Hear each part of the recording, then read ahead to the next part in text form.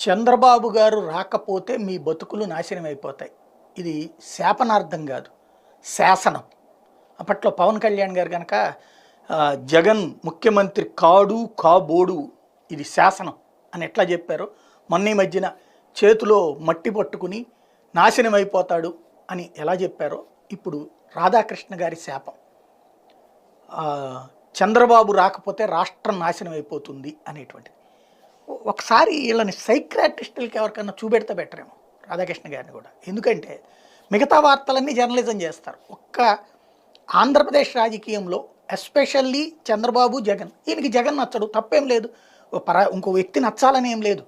కానీ అపరిమితమైన ద్వేషం పెట్టుకుని ఇంకొక వ్యక్తి మీద అపారమైన ప్రేమ, అపారమైన అభిమానం, వాస్తవికతకి సుదూరంగా ప్రయాణించేటువంటి ఎడిటోరియల్ కాలమ్స్. ఈ స్టేట్మెంట్ వింటే ఇది మామూలుగా తెలుగుదేశం కార్యకర్త కూడా ఈ మాటనే సాహసం చేయనటువంటి స్టేట్మెంట్.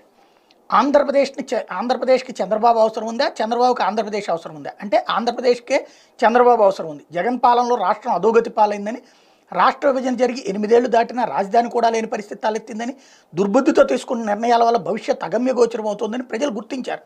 ఈ నేపథ్యంలో రానున్న ఎన్నికలు చంద్రబాబుకు కాదు, ప్రజల భవిష్యత్తుకు సంబంధించిన అత్యంత కీలకం. ఇంకా ప్రజలకే ఆ ఫీలింగ్ ఉన్నప్పుడు ఎందుకు ఈ పాపం ఈ ఎడిటోరియల్ కాలమ్స్తో బాధపడటం,